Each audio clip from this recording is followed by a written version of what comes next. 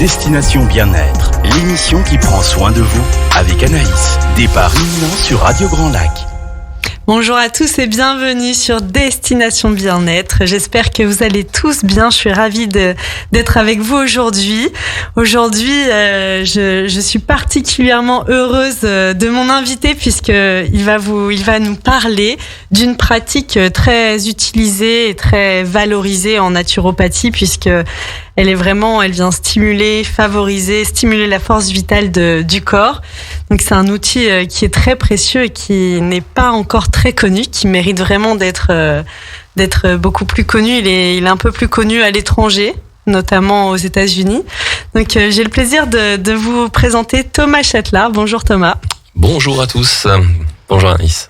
Donc Thomas, toi tu as un outil dont tu vas nous parler aujourd'hui qui s'appelle Cold Mastery. Exact. C'est bien ça. Oui. Donc moi je connaissais plus, donc voilà, bien sûr le côté froid, le nom aussi, un peu la personne qui a un peu vulgarisé et puis médiatisé cet outil qui s'appelle Wim Hof. Oui, tout à fait. Et qui a donné son nom à cette méthode, la méthode Wim Hof, la méthode des bains froids. Donc est-ce que tu es d'accord pour te présenter à nos auditeurs pour commencer ? Bonjour à tous, donc je m'appelle Thomas Chattelard, que dire en présentation, j'ai 43 ans, je suis papa, j'ai une petite fille de 5 ans, voilà, et en fait, un peu dans mon parcours de vie, j'ai l'impression d'avoir eu plein de vies déjà, et surtout il y a une grosse période, on va dire que une grosse période pendant à peu près 15 ans, j'ai travaillé dans l'humanitaire, et pendant une période pendant laquelle j'étais affecté à l'étranger en mission, avec une organisation internationale, et puis ça a été un gros changement dans ma vie parce que ça a permis que je m'épanouisse entre autres, et je suis revenu quand même de là avec beaucoup de souvenirs et aussi beaucoup de préoccupations, et notamment parce que pas mal de mes collègues en fait ont été affectés, et des gens très proches de moi ont été affectés par du stress post-traumatique. Il y a des choses qu'on a pu voir sur place dans certains pays, parce que j'ai été principalement affecté sur des pays en guerre, que ce soit l'Afghanistan, la Libye, l'Érythrée, etc. Et en revenant, en fait, j'ai vraiment eu le souhait de pouvoir accompagner, aider les collègues qui souffraient de tout ça. Et comme j'étais déjà très sensible à plein d'outils à travers le développement personnel, que mon petit chemin personnel, on va dire, en développement personnel, j'ai commencé à me former avec la programmation neurolinguistique, la PNL, et très vite, je me suis tourné vers l'hypnose.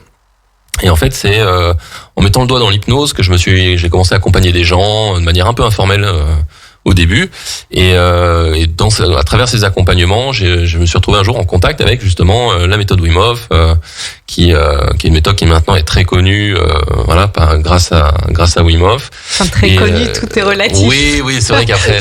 Je sais pas si toutes les personnes qui nous écoutent connaissent cette méthode. Mais c'est vrai que lui est connu, son surnom c'est Iceman, et voilà, il a quand même des records, il a un nombre de records au Guinness Book qui est assez incroyable. Notamment, il est capable de passer 2h30 dans une baignoire remplie de glaçons. C'est juste dingue, quoi. Si vous ne le connaissez pas, ça vaut vraiment le coup d'aller sur Internet, regarder ses photos, les reportages. C'est vraiment hyper inspirant, je trouve. Complètement. Et puis moi, ça a vraiment changé un peu ma perspective sur mon corps, sur ma relation à la santé et tout ça. Et c'est un peu à travers ça, j'ai pris des livres, j'ai commencé à m'interroger sur tout ça. Je suis parti en Hollande, j'ai rencontré, et ça a été un peu un déclic où je me suis dit c'est génial, et surtout j'ai vraiment senti qu'il y avait quelque chose qui permettait d'aller. Pour moi, c'était au début un outil supplémentaire dans l'accompagnement des gens que je voyais. Et puis le plus je pratiquais pour moi, et le plus je sentais aussi les effets, en fait, Et entre autres, moi depuis que je suis gamin, je fais de l'asthme. Je fais principalement un asthme des pores et un asthme allergique. Et en fait, la pratique parce que la méthode Wim Hof, c'est pas que des bains froids, en fait. Et donc, on pourra venir après sur ce que je fais moi. Mais c'est important aussi. Le travail, en fait, que je propose ou que propose Wim Hof, c'est un travail qui n'est pas axé que sur les bains froids, mais il y a entre autres, il y a un des aspects qui est autour de la respiration. Et moi là, j'ai mis en œuvre en fait ces recommandations en termes de respiration, et ça a été vraiment le truc qui a changé, puisque à partir du moment où j'ai commencé à vraiment travailler les respirations de manière journalière, etc. En fait, j'utilisais plus ma ventoline. Et donc pour quelqu'un qui fait de l'asthme et qui galère à courir un 100 mètres, à faire un tour de vélo sans avoir sa ventoline dans la poche, bah ça a été un changement de vie complet quoi. Ça m'a remis le goût d'aller prendre du vélo, je me suis remis à courir. Après c'est pas mon truc la course à pied, mais je me suis quand même testé en me disant mais c'est incroyable, est-ce que je peux courir quoi. Le champ des possibles s'est ouvert de nouveau en fait. C'est vraiment ça qui est intéressant. Et le retour avec mon corps et tout. Et en plus il y a un truc peut-être qu'on parlera un petit peu plus en détail de tout ça, mais voilà, la rencontre avec toute la méthode pour moi a été un vrai déclic et c'est ça qui a fait qu'aujourd'hui j'ai fait j'ai créé Cold Mastery avec l'idée de faire quelque chose qui me corresponde plus en fait. Et donc voilà, peut-être on en reparlera juste après, je pense, de parler un petit peu plus de qu'est-ce que c'est Cold Mastery. Mais voilà un peu l'histoire en tout cas. C'est vraiment l'idée de te recevoir aujourd'hui puisque tu es quand même le seul, il faut le savoir aujourd'hui, c'est ce qu'on se disait hors antenne. Aujourd'hui, tu es le seul, sur le lac du Bourget, à proposer cette pratique, cette méthode, qui est quand même, comme tu viens de le dire, en effet, on s'improvise pas dans les bains froids, et il y a une technique de respiration qui est utile pour toute la vie, dans tous les champs de la vie, exactement, qui est vraiment magique. Et juste même ça, une fois qu'on a cet outil, c'est vraiment c'est fabuleux. On appelle la respiration holotropique, non? C'est pas ça, ou c'est encore une autre? Alors ouais, la respiration holotropique, c'est une version de respiration. Moi, je vais utiliser je vais présenter plein d'outils différents en termes de respiration. Okay. Et l'idée, c'est d'équiper les gens avec plein de petits outils parce qu'on n'est pas tous au même niveau de notre capacité en fait à appréhender notre respiration, appréhender la manière dont on respire, la manière dont notre corps respire. Et je pense notamment à des personnes qui peuvent avoir des difficultés, par exemple, à respirer avec la partie haute de leur corps, la cage thoracique en fait. D'autres qui respirent plutôt justement avec cette partie-là et moins avec la partie abdominale. Et chacun en fait a un peu son chemin à faire par rapport à ça, à redécouvrir une manière de respirer, parce qu'on respire 23 000 fois par jour, mais on n'a jamais appris à respirer, alors que c'est clé, parce que c'est à la base de la gestion de nos émotions, de notre manière de gérer le stress, etc.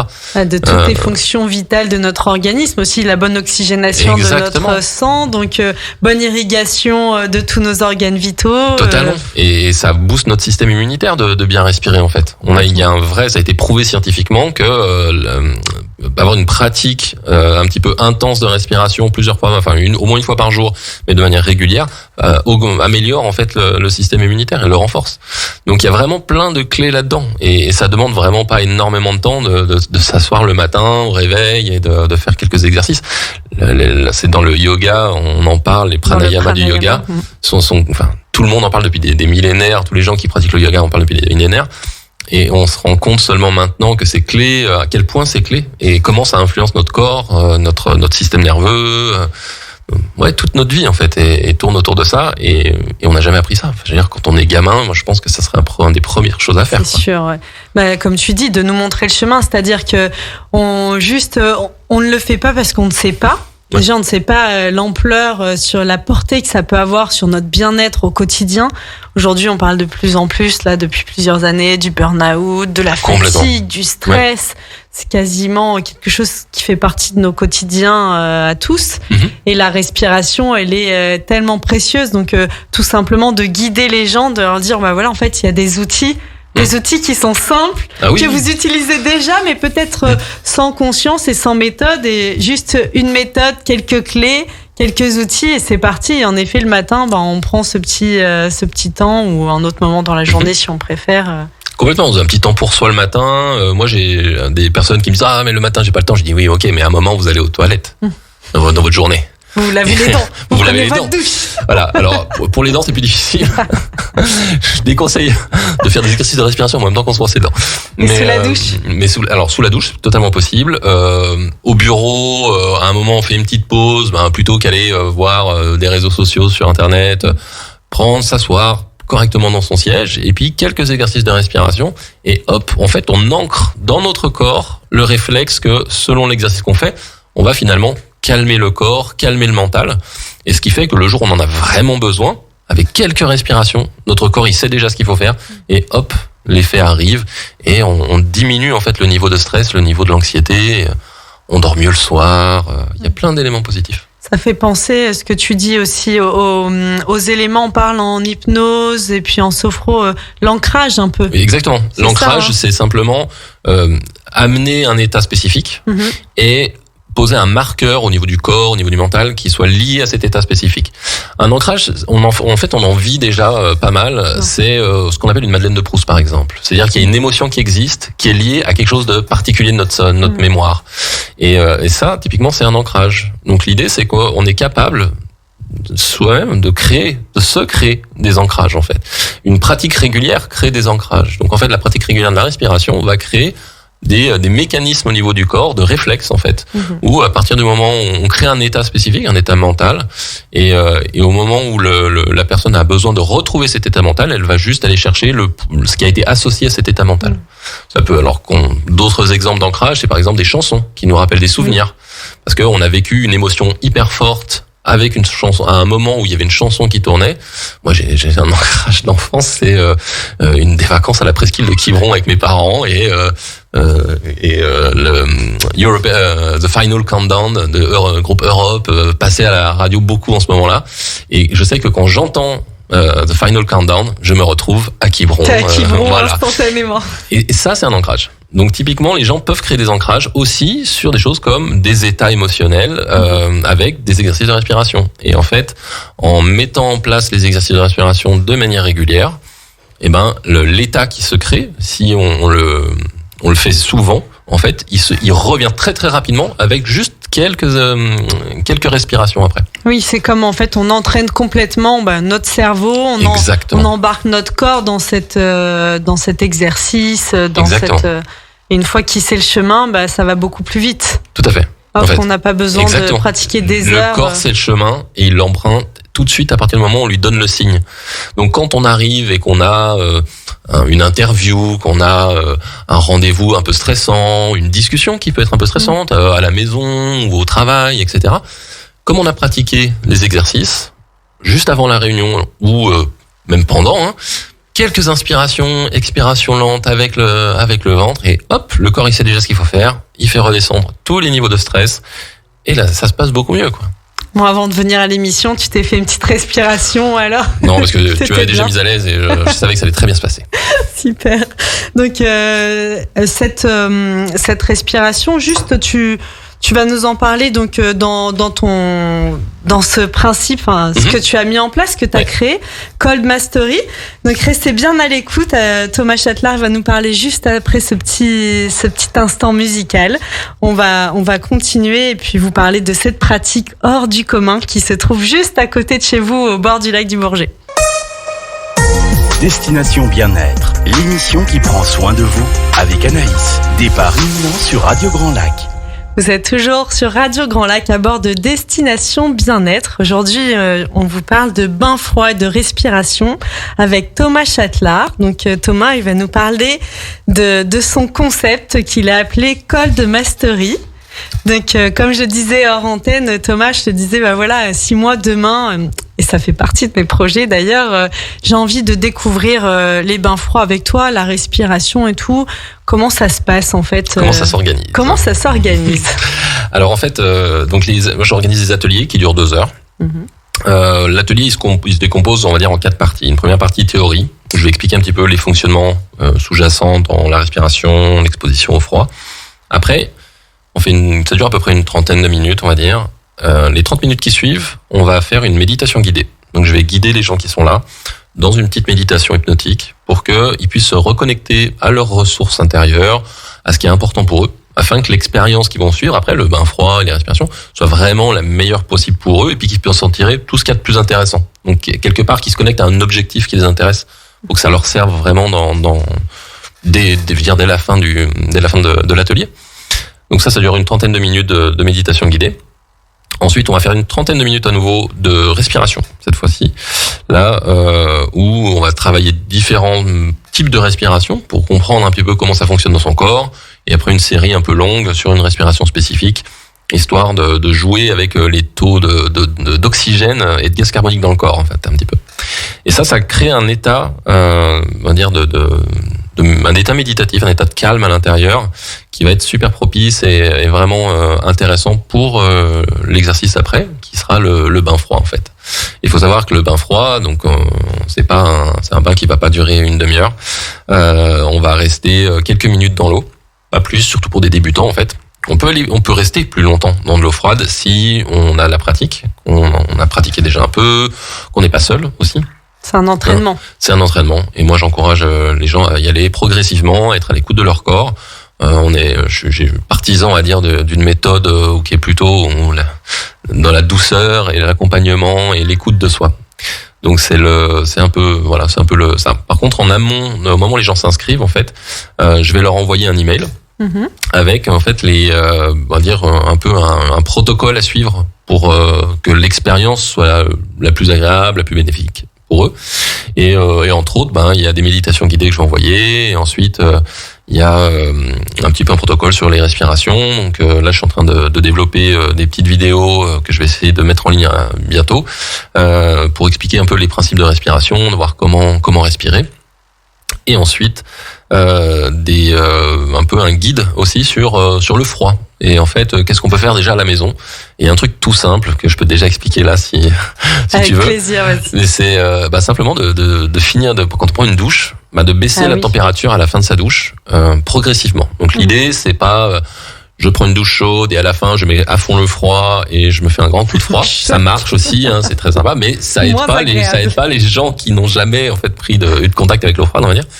Donc ce que j'encourage les gens à faire, c'est simplement pour commencer à baisser à la fin de leur douche, de baisser un peu la température. Alors au début, on va baisser de 2-3 degrés.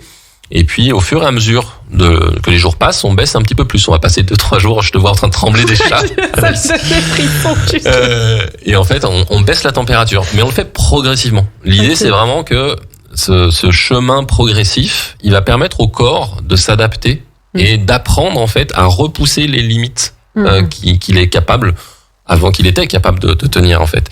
Et on appelle ça la loi de l'hormèse, c'est-à-dire la capacité du corps de s'adapter à un nouvel environnement. Si l'environnement, c'est pas un choc de A vers Z, mais plutôt qu'on déroule tout l'alphabet. On passe par B, par C, etc. Et ainsi de suite. Et ça, les gens, ils peuvent le gérer tout seuls, simplement en baissant la température. Et au bout d'un moment, les gens vont se rendre compte qu'ils vont arriver à fond du froid et qu'ils seront bien. Ça sera OK pour eux de sentir en fait la température de l'eau froide sur leur corps. Et ensuite, on commence plus par une douche chaude, on commence par une douche plus fraîche, et puis ensuite on prend que des douches fraîches, et puis des douches très froides, etc. Aujourd'hui, toi, tu ne prends que des douches froides. Alors, s'exposer au froid, etc. C'est pas nécessairement comment dire. Ça empêche pas d'apprécier aussi le chaud. Le froid est quelque chose de vraiment agréable. Mais c'est aussi agréable de prendre une douche chaude. Donc je prends principalement des douches froides, mais de temps en temps, quand je suis très fatigué, ou des choses comme ça, j'ai aussi envie d'un moment plus doux, etc. Et je prends des bains froids, des bains chauds aussi de temps en temps. Quoi. Ok. Voilà. Est-ce qu'il y a, tu parlais du mail, un peu le côté préparation. Est-ce qu'il y a des contre-indications, des gens qui ne peuvent pas pratiquer ce genre? Il y a des contre-indications. La première contre-indication, c'est vrai que sur les personnes qui ont des problèmes cardiaques, c'est déconseillé. Moi, ce que je conseille à ces personnes-là, c'est déjà d'en parler avec leur médecin. Et ensuite, de même, peut-être de faire simplement l'exercice de la douche, en fait. Parce que ce qui est déconseillé, c'est d'aller se mettre dans de l'eau à 10 degrés quand on n'a jamais été exposé au froid, en fait. Parce que dans notre société, aujourd'hui, finalement, on n'est plus exposé au froid. Notre corps, en fait, ne fonctionne plus, n'est plus capable de réagir au froid parce que on est à la maison, on a le chauffage à 20, 25, ça dépend des gens. Mais on sort dehors, on a des doudounes énormes quand il fait froid. Ensuite, même quand il fait pas très froid, on met des anoraks, etc. On arrive dans la voiture, on met le chauffage à fond. On est dans les bureaux, il y a du chauffage, etc. Donc en fait, on a arrêté d'exposer notre corps au froid. Donc l'idée, c'est de reprendre ce chemin vers le froid. Et à nouveau, loi de l'hormèse, on va y aller doucement. Donc, une personne qui a des problèmes cardiaques, moi je l'encourage à en parler avec son médecin, de dire voilà, moi je me suis renseigné, le froid m'intéresse, je trouve qu'il y aurait des intérêts, des points positifs pour moi. Qu'est-ce que vous en pensez? Écoutez, être à l'écoute de toute façon, parce que ça remplace pas la médecine. Non, c'est quelque chose qui peut être un complément à des choses, à des protocoles médicaux qui sont déjà en place. Si les médecins sont ok avec ça, et en expliquant. Moi, après, ma croyance, c'est que notre corps, il est vraiment capable d'adaptation, et un chemin qui va en douceur vers le froid, je trouve que c'est vraiment ce qu'il y a de plus sain et de plus durable aussi pour quelqu'un. C'est ce que tu dis, ça me fait penser. Moi, j'ai toujours entendu mes grands-parents, par exemple, dire qu'il n'y avait pas de chauffage. Ma grand-mère me dire l'hiver il neigeait, on avait des chaussures pas du tout. Enfin, on marchait dans la neige. Presque avec des chaussures qui étaient pas imperméables. Et quand tu les vois aujourd'hui, ils ont une résistance parfois qui est assez incroyable. Ouais. Donc c'est. Et ça, c'est quelque chose aussi où, par exemple, moi en tant que papa, j'essaye avec ma fille de pas non plus la couvrir en permanence. C'est-à-dire que si là en ce moment, si la température commence à baisser, je vais pas forcément rajouter 4 épaisseurs, quoi. Je vais au contraire la laisser. C'est à elle, c'est de lui redonner la capacité à évaluer elle à quel moment elle a besoin en fait de se couvrir. Alors ça renforce l'autonomie de l'enfant, déjà une chose, et en plus ça habitue son corps aussi à pas être couvert en permanence. Bien sûr. Donc voilà, pour moi il y a vraiment un élément clé là-dessus, et cette progression, effectivement, le monde dans lequel on vit, il a aussi finalement réduit notre capacité à gérer le froid. D'adaptation aussi du coup. Exactement. Ouais. On s'adapte beaucoup moins.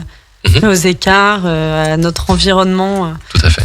Ok, c'est super intéressant tout ce que tu dis. Est-ce que on vient pour une première séance? Est-ce que combien de temps on a besoin? Enfin, quel type d'accompagnement? Voilà, moi je prends rendez-vous, je viens une fois, je viens 2 fois, 3 fois. Comment ça s'organise? Si par exemple je veux vraiment devenir autonome, moi c'est une valeur hyper importante pour moi. Je veux devenir autonome dans cette pratique. J'ai besoin d'un accompagnement de combien de temps? En fait, je pense que ça dépend vraiment des gens. Moi, j'ai plutôt envie de dire, au premier atelier, je vais donner les bases, voilà. Et il y a des gens qui, dès le premier atelier, ils vont se sentir autonomes, ils vont se dire, ok, là, je suis bien. Par contre, je vais conseiller tout de suite aux personnes, c'est si vous souhaitez pratiquer les bains froids en autonomie, c'est ok, mais je vous conseille sur les premières fois où vous allez y aller, ou vouloir y aller sans un atelier, sans un cadre, on va dire, c'est d'être accompagné quand même. C'est-à-dire qu'il y ait une personne qui soit pas nécessairement dans l'eau avec vous à ce moment-là, mais qui puisse regarder, etc. Parce que malgré tout, c'est de l'eau froide, et en fonction, c'est ce que je disais tout à l'heure, en fonction de l'état dans lequel le corps est au moment où on va se baigner, on est plus ou moins capable de gérer le rapport au froid. Le rapport au froid, c'est justement l'idée dans toute la méthode, c'est d'être dans l'accueil du froid et pas dans un combat contre le froid. Pas dans la résistance. Exactement, pas dans la résistance. Et en fait, quand on est fatigué, et moi je l'ai vécu aussi, l'exposition au froid, elle est beaucoup plus difficile à gérer que quand on est en forme, etc. Et donc dans ces moments-là, on peut se retrouver à être pris au dépourvu un peu par le froid. Et le froid peut être vraiment un atout, un allié, mais il est aussi, c'est quelque chose de dur aussi, hein, et donc il faut être vigilant, et je conseille vraiment aux gens qui n'ont pas encore l'habitude de pas partir seul, aller faire des bains dans de l'eau à 5 degrés, 10 degrés, mais d'être accompagné, d'avoir quelqu'un sur la plage qui peut être là, observer et agir le cas échéant si tout d'un coup il devait se passer quelque chose. Donc il y a beaucoup de gens qui en fait participent à des ateliers, puis recommencent quelques ateliers, ne serait-ce que pour affiner leur technique aussi, parce que sur la respiration, c'est vrai que c'est intéressant d'explorer un peu la respiration soi, et puis après de revenir, et puis de pouvoir un peu comparer par rapport à la manière dont moi je pratique, parce qu'en fait je pense que chacun a sa propre bonne respiration, c'est-à-dire que la respiration que moi je guide dans les ateliers, c'est la mienne, c'est celle qui je pense et me correspond en tout cas, et plutôt facile pour les gens autour de moi. Mais après, si on souhaite l'affiner, si on souhaite vraiment avancer sur ce chemin de la respiration pour une vie plus saine, et puis une santé plus renforcée, et en fait, je dirais dire que chaque personne va trouver sa propre respiration, en fait.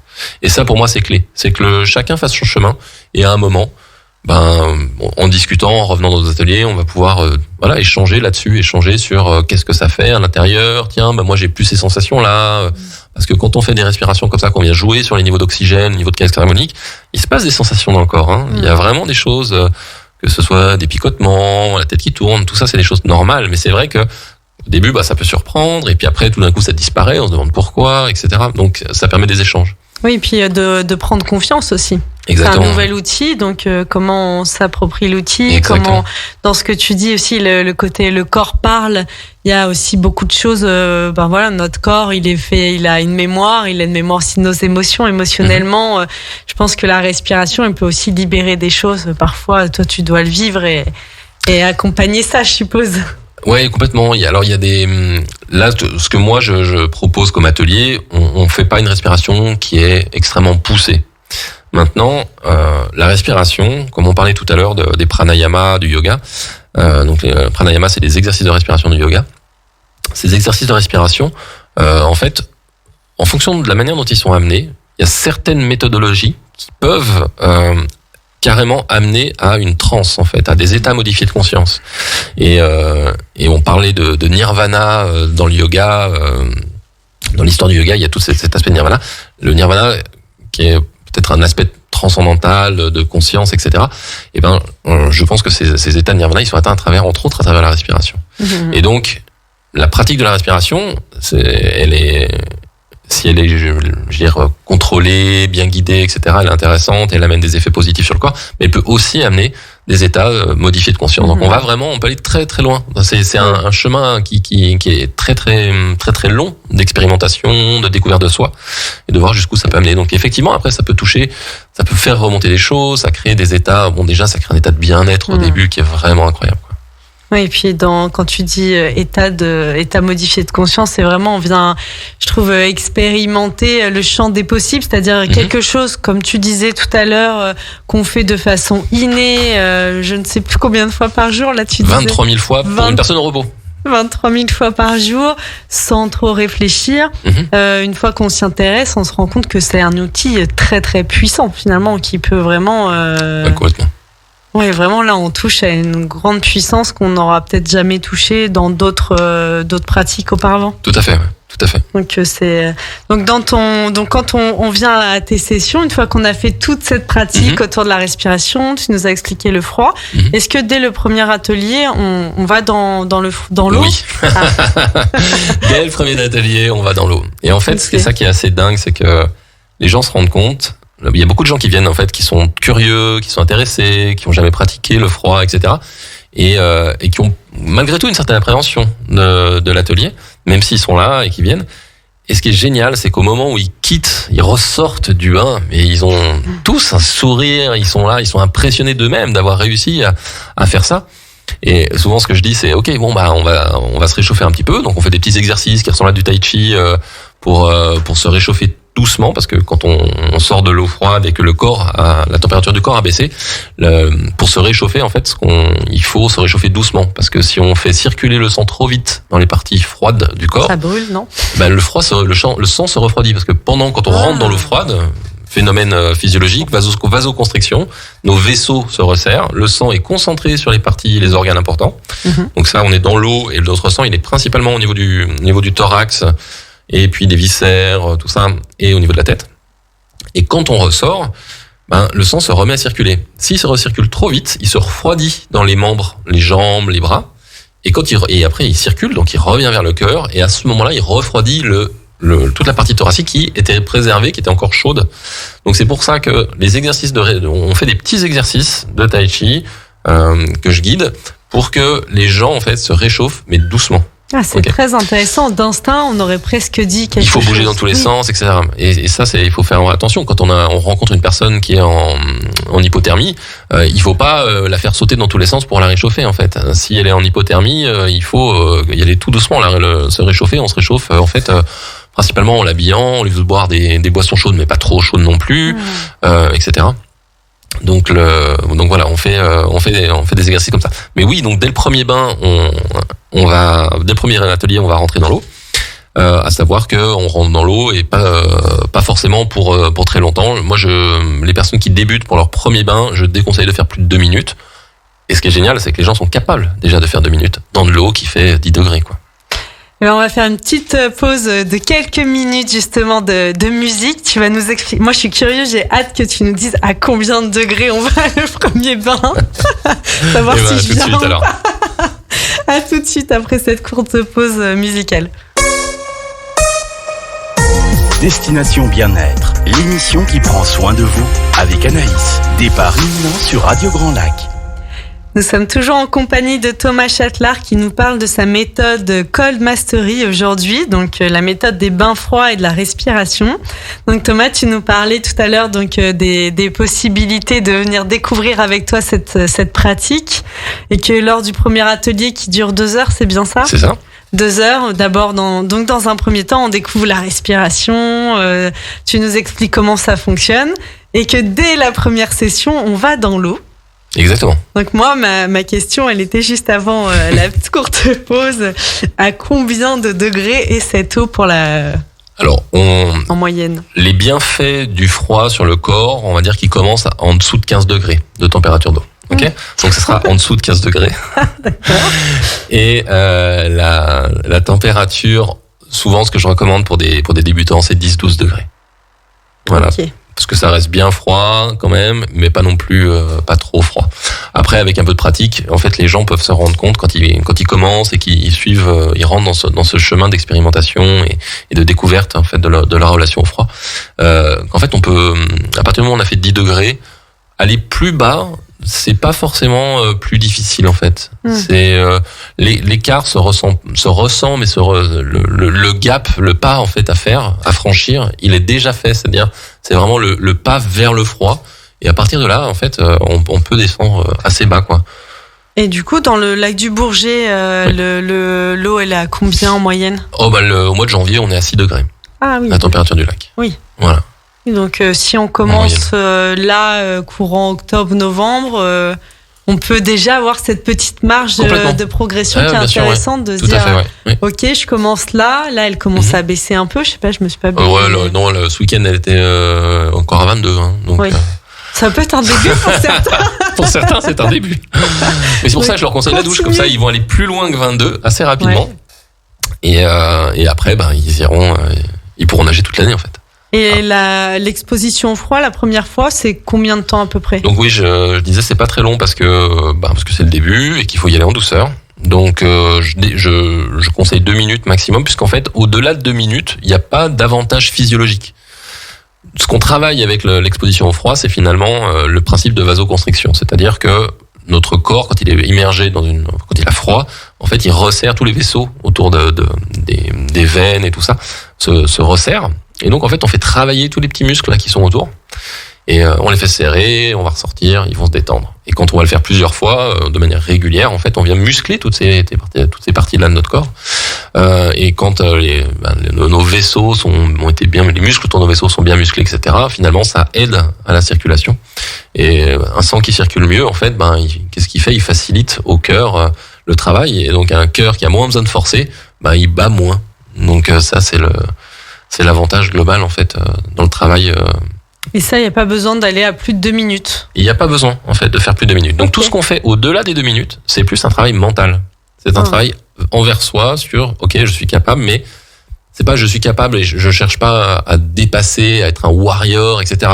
Moi, je cherche pas à amener les gens dans cet état d'esprit. Ce que je cherche, c'est des gens qui sont capables simplement d'être à l'écoute d'eux-mêmes et de créer cet état d'accueil du froid, de ce que ça fait sur le corps, etc. C'est beaucoup plus un état méditatif on n'est pas dans un état de guerrier, quoi. On est dans un état méditatif. On cherche à vraiment se recentrer, à être soi, à être connecté en présence finalement à ce qu'il y a autour, à la nature, etc. Donc souvent, je conseille aux gens quand ils rentrent dans l'eau.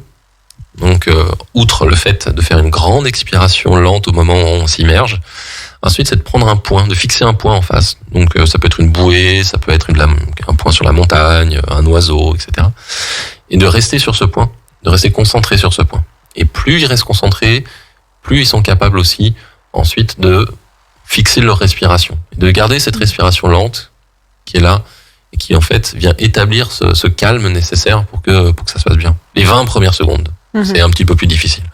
20-30 premières secondes. Mais dès qu'on a passé le cap des 20-30 premières secondes, on y est vraiment bien. Et c'est même les gens qui sont frileux, même des gens qui ont jamais fait ça, ils se rendent compte qu'il y a un petit basculement qui se fait. Et au bout de 20-30 secondes, c'est Ah ouais, en fait, ça va.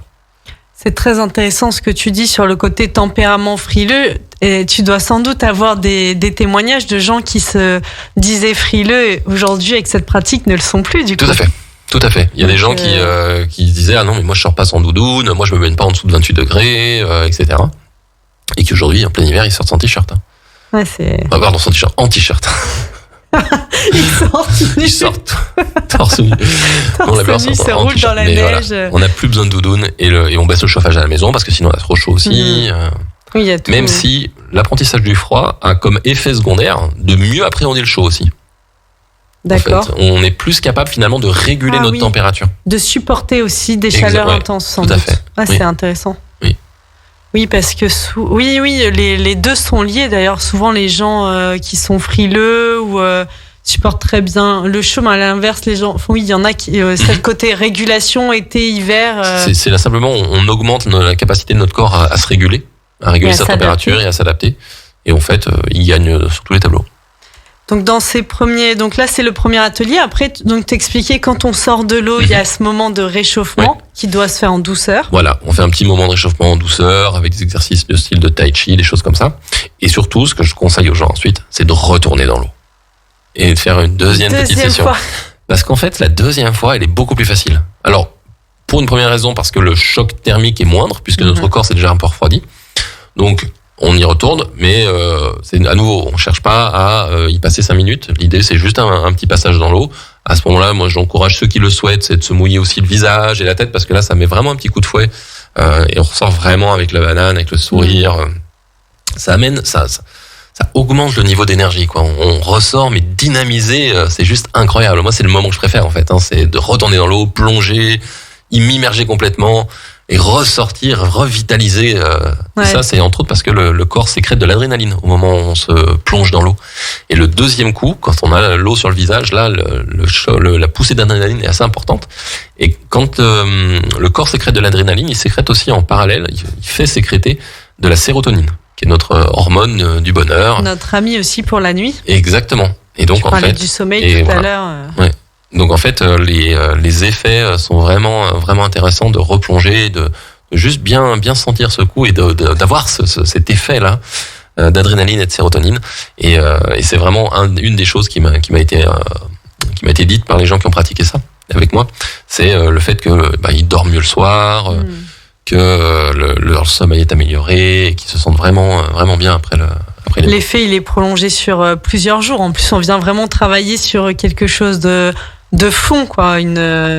Alors, pour certaines personnes, ça va durer un peu, pour d'autres, pas forcément. Ce qui est intéressant, c'est vraiment de le pratiquer. De poursuivre les douches froides, par exemple. De poursuivre les douches froides, les exercices de respiration, puisque eux, c'est vraiment, on revient dessus, mais c'est quand même clé.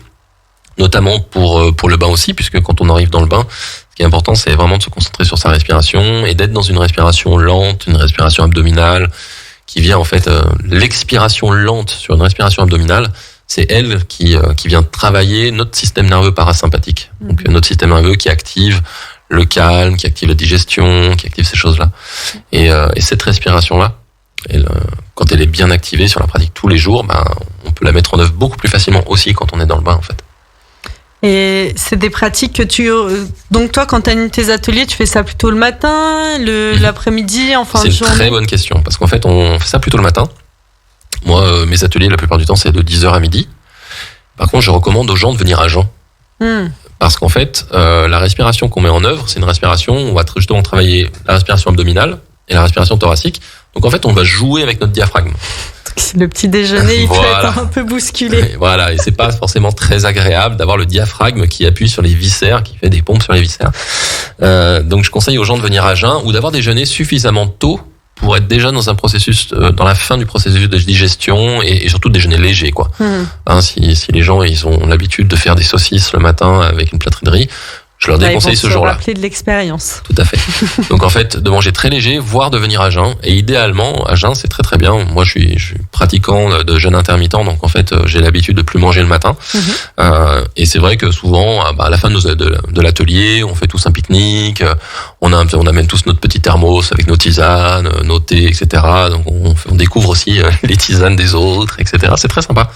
Et puis on grignote tous ensemble, on passe un moment au bord du lac à manger ensemble. En général, c'est des groupes tu limites le nombre de personnes? Alors, idéalement, j'essaie de faire des groupes maximum de 10-12 personnes. Ça m'est arrivé de monter à 15 une fois parce qu'il y a des amis à certains pratiquants qui se sont greffés dessus à un peu la dernière minute. Mais idéalement, oui, des groupes de 10-12, c'est bien. Parce que ça me permet aussi que les gens, ils y aillent plutôt un par un si possible. C'est ça que j'aime bien mettre en place. Après, il y a des gens qui ont déjà pratiqué, donc s'ils ont déjà fait, je les laisse aussi faire. Mais les débutants, je préfère qu'ils y aillent un par un, comme ça me permet d'être avec eux aussi, de voir comment ça se passe, d'être en soutien, même si ça dure que 2 minutes, d'avoir quelqu'un à côté qui guide avec sa voix, avec ma voix, je suis là, je suis présent, je les guide sur la respiration, je leur permets de rester ancrés en fait sur leur feu intérieur, sur leurs ressources pour atteindre cet objectif de ce bain en fait, qui est quand même un challenge pour beaucoup de gens qui viennent. C'est intéressant ce que tu dis, puisque en tout cas, moi ça me parle beaucoup ce côté accompagnement. Pour avoir entendu des personnes même faire ce genre d'expérience et puis être assez nombreux et lâcher à eux-mêmes, on t'a expliqué la respiration et tout. Et je pense que en effet, ce côté-là que tu proposes en fait, je t'accompagne jusque dans l'eau, ma voix te guide, un peu, on rentre dans un processus méditatif et tout, et je reste à tes côtés. Et ça met vraiment en confiance. Ça peut vraiment permettre, je pense, aux personnes d'être à l'aise et derrière gagner plus autonomie dans la pratique. Complètement. Moi, mon objectif, c'est que les gens ils repartent de l'atelier, qu'ils soient contents d'avoir fait ça, qu'ils aient réussi leur bain, que ce soit une expérience positive pour eux, et puis qu'ils se rendent compte qu'en fait, que cet accompagnement leur a permis en fait de casser une croyance limitante qu'ils avaient souvent. Moi jamais je ferais ça, etc. Donc déjà ils ont fait le pas, ils ont décidé de s'inscrire parce que ça les interroge, parce qu'ils savent qu'il y a plein de bénéfices derrière. Et quand ils repartent de là, et quelque part il y a un petit truc qui a bougé à l'intérieur, où les gens en fait tout d'un coup c'est ok, moi j'avais la croyance que jamais je ferais ça, on m'aurait dit il y a 5 ans que j'allais me baigner dans le lac en plein hiver, finalement j'aurais dit non, et puis là maintenant je l'ai fait, je me dis ok, c'est quoi les autres choses qu'il y a dans ma vie que je me dis que je ferais jamais, ou que c'est pas possible, que je suis pas capable, et qu'en fait on pourrait bousculer avec ça. Ouais, c'est super intéressant. Là, tu ouvres complètement le champ des possibles. Oui, en fait, même qu'est-ce que j'ai vraiment, des choses dont on peut rêver secrètement, puis on se dit non, mais en fait, ça, j'irai jamais en fait dans ce domaine-là où j'ai trop peur, où je suis pas capable. Aussi, un gros capital confiance finalement. Oui. J'ai réussi. On sort du bain, on est content, puis on est hyper fiers. On se tape dans les mains, on fait yes. Ouais, oui, il y a vraiment ce truc de t'as réussi, toi aussi. Enfin, c'est super. Et ça, c'est l'avantage aussi du groupe. C'est ça qui est chouette quand je fais des groupes, c'est ce côté, cette dynamique qui peut se créer aussi dans les groupes. Après, ça m'arrive de faire des sessions individuelles pour des gens qui ont envie, notamment sur des horaires plus particuliers ou des jours qui ont envie de ce suivi plus personnalisé. On va travailler une thématique particulière. J'ai le souvenir d'une personne qui est venue avec un stress post-traumatique assez fort, parce que c'est une personne qui a grandi à l'étranger dans un pays en guerre, et qui en a beaucoup souffert, et qui souffrait au moment où on s'est rencontrés aussi de dépression. Et cette personne avait envie en fait de retrouver un peu confiance en elle, de retrouver la capacité à reprendre un peu contrôle sur sa vie. Et là, ça a été une super session, quoi. Ça a été une super session où elle appréhendait énormément de rentrer dans l'eau froide et tout ça. Et puis en fait, elle est ressortie avec un sourire énorme. Elle m'a appelé le lendemain en me disant écoute, j'ai jamais aussi bien dormi depuis mon enfance, quoi. Oh, c'est génial. Et c'était fantastique à entendre, et de voir aussi le changement sur le visage de cette personne, quoi. L'avant, l'après. Tu devrais prendre des photos. Ouais, c'est vrai. J'ai jamais pensé à faire l'avant, l'après. Ça peut être vraiment intéressant. Et tu parles des accompagnements en individuel et tout. Tout à l'heure, tu évoquais hors antenne aussi certains types d'accompagnements que tu as déjà pratiqués, même en montagne. Oui, alors j'ai eu 2 fois l'opportunité d'accompagner des personnes avec qui j'ai organisé une session pour pouvoir faire des accompagnements un peu plus complets, enfin pas nécessairement complets, mais en tout cas expérimenté, plus large en fait. Alors une fois on est parti carrément pour un bivouac, donc on est parti dans les massifs des Aiguilles Rouges au-dessus de Chamonix, et on est parti randonnée, bivouac, et dans un lac à 2005. Là, c'était combien Là, t'es pas loin des moins 15, non? Non. Alors, quand t'as le névé dans le lac, l'eau, je pense qu'elle était à 4 degrés à peu près. Voilà, donc c'est pas, ça reste très faisable. Même mon record, perso, c'est -1. Donc température négative, c'est là j'ai vraiment, ça a été pour moi une des fois les plus difficiles pour ma part. Et en même temps, je sais que ce jour-là j'étais fatigué, par exemple. Il y a plein d'éléments. Mais les parties, je pense les moments les plus compliqués, c'est entre autres en rivière, puisque là c'est le mouvement de l'eau fait que la sensation de froid est beaucoup plus importante. Donc on peut avoir, et surtout la température de l'eau peut être plus négative due au mouvement de l'eau en fait. Ah, c'est intéressant, oui. Puis il y a ce côté de pression de l'eau qui vient, la pression de la rivière, quoi, qui peut arriver sur le corps. Et en fait, elle chasse une pellicule d'eau chaude qui se crée. Quand on rentre dans de l'eau froide, notre corps, il va réchauffer l'eau qui est contre nous. Donc quand on est dans le lac ici, moi je fais souvent à Châtillon les sessions. Quand on rentre dans la plage à Châtillon, en fait, tout de suite, notre corps réchauffe l'eau autour de lui. Donc en fait, il y a une fine pellicule d'eau chaude qui se crée, et si on ne bouge pas, qui reste collée contre notre corps. En rivière, elle n'est pas là, puisque le courant de la rivière va la chasser tout de suite. Donc en fait, on est isolé de l'eau vraiment froide dans le lac, et alors ça n'empêche pas qu'on ressent le froid, mais en rivière, on le ressent plus, du fait que cette couche d'eau chaude disparaît. Moins 15 degrés, où est-ce qu'on trouve des températures? Ce que tu disais, voilà, les bienfaits. Alors, en dessous de 15 degrés, la température, finalement, l'eau de votre robinet, l'été, elle est à peu près à 18. L'eau qui sort du robinet en plein été à 18. L'hiver, elle est à peu près à 8 degrés.